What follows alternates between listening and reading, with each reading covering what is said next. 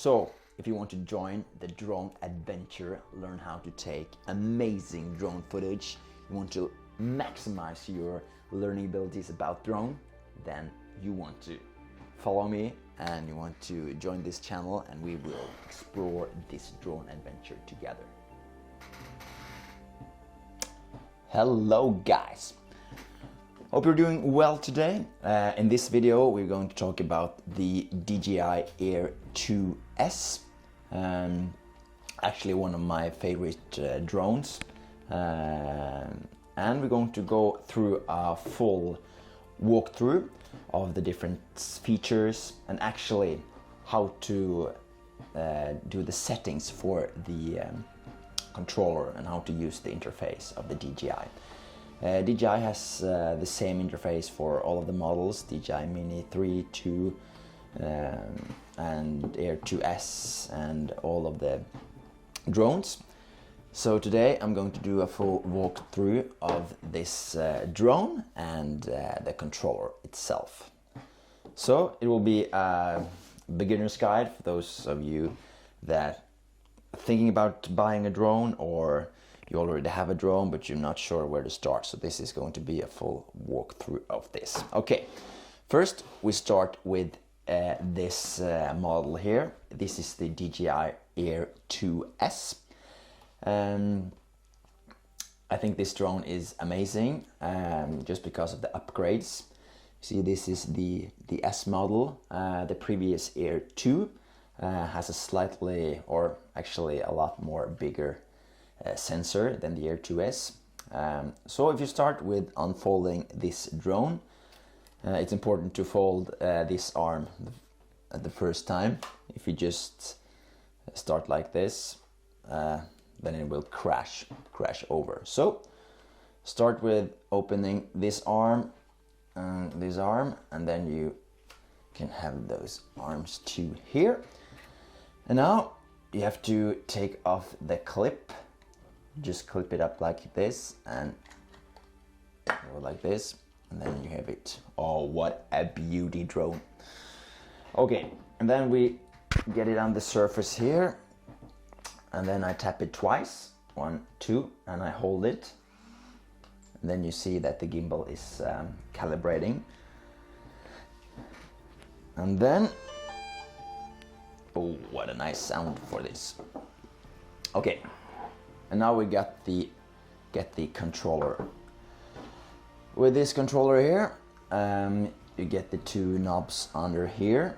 Just grab them out and put them in here. Just screw them in. Screw them, yeah. Screw them in here. Okay. No problemo. And then we will get back to here. And then we will do the same thing here as we did here. Push and hold. Now I'm see that this will start up, and then I will tap go fly. So this is what you see. You see my arm in here. You just point it this way. So as you see, this is what the interface looks like. So here we got different.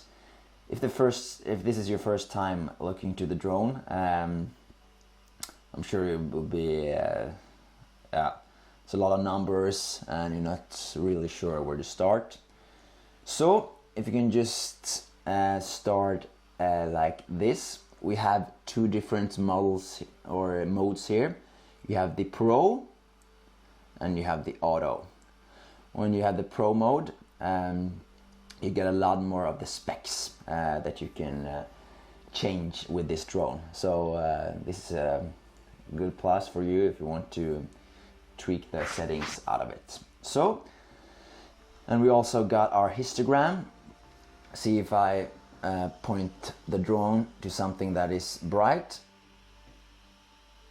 or if I would turn it to something that is dark, then it will go to one place to the left, and if I take it out inside in the light, it will go to the right. When we're outside exposing, we want to have a slightly curved in the middle over here to just get the perfect exposure. And the exposure you see here in the lower right corner, you see +1 or 0.3. This is the exposure.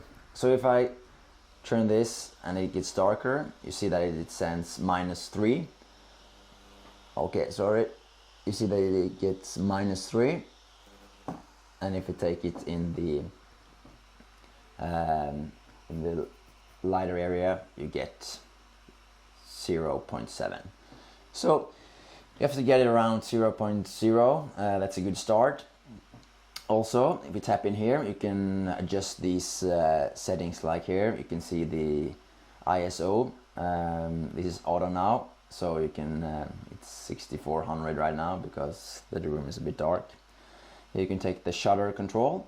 On the Air 2S, there's no aperture control, so you have to change it with the anti-filters. So we have those right here. So to get the proper exposure, we have to have the ND filters. And if you don't know what the ND filter is, it's sort of like sunglasses for the drone. So if it's bright outside, we have to have a higher number. We have 4 and the 8, 16 and 32. So if there's a bright sunny light day outside and you want to go for a fly, I go between the 16 or 32 just to get the proper exposure for the drone. When you're filming, you want to have the double shutter speed of the frame rate. This is just the 180-degree shutter rule to get the proper motion blur on the film. So this comes good in handy with the drone. So continuing on the drone itself, you have to have the settings here. With the white balance, you can just change it wherever you want. You see, like this, you get blue and light and more yellow.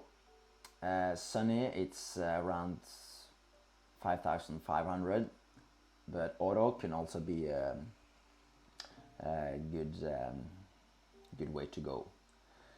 With this drone, we have a different set of qualities. We have up to 5.4K, which is extremely good, and all the way down to full HD 1080p.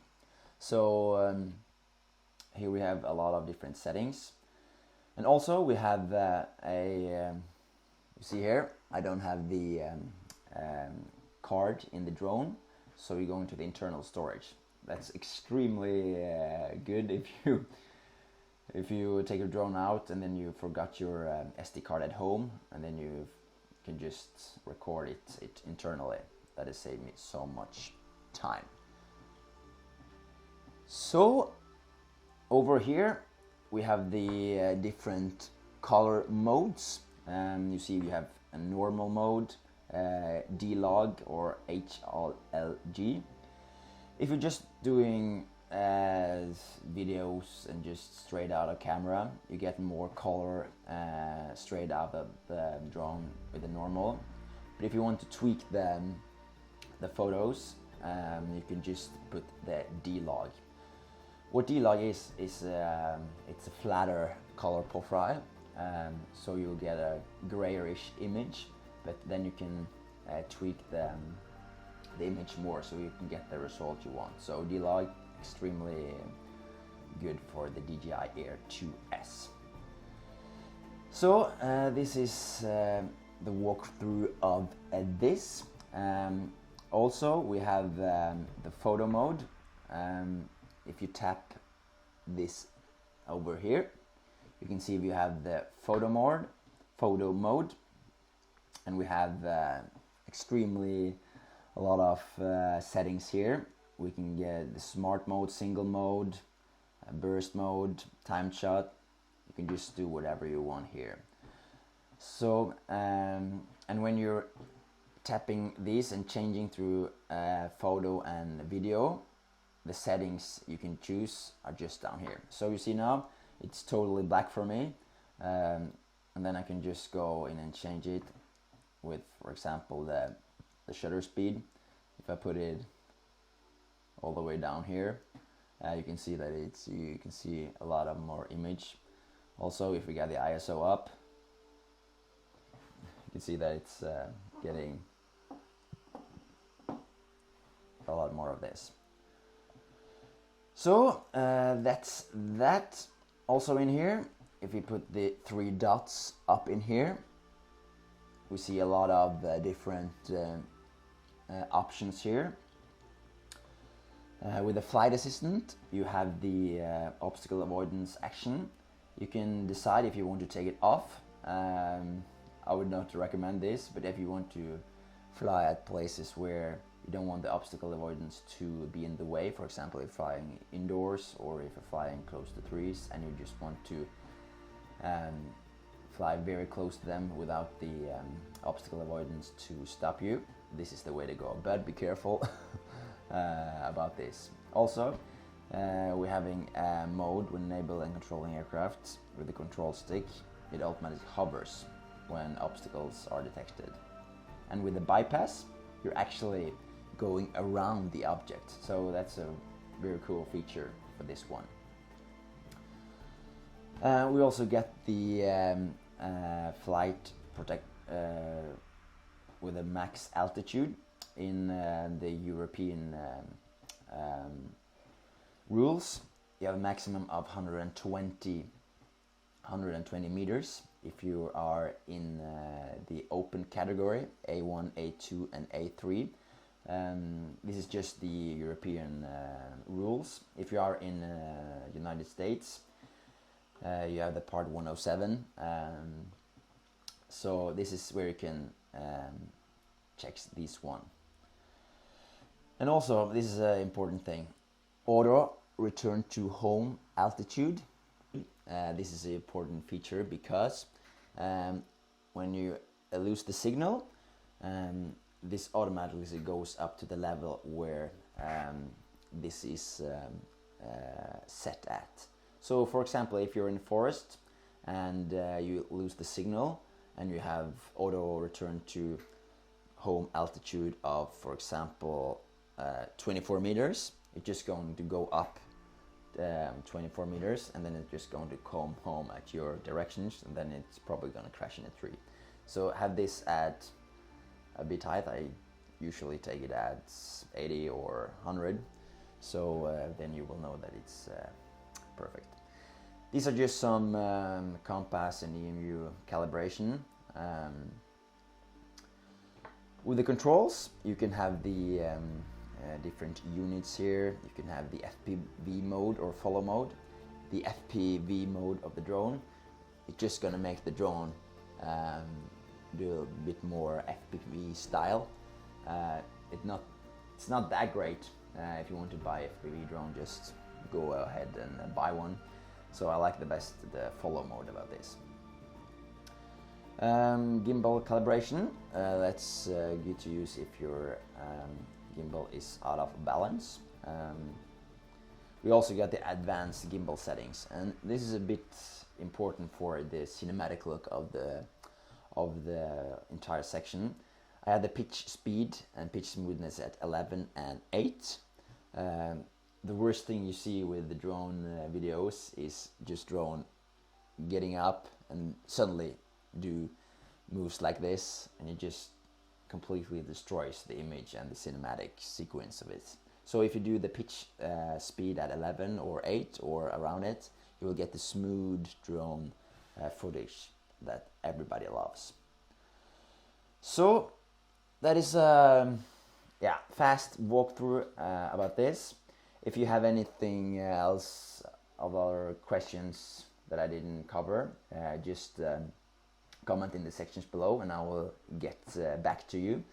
And if you want to learn more about drones, you love drones, or want to follow this drone journey with me. Please make sure to subscribe and hit the bell and comment and like if you want that. Then we will learn more things about drones together and just join the drone adventure together. So see you in the next video. Bye.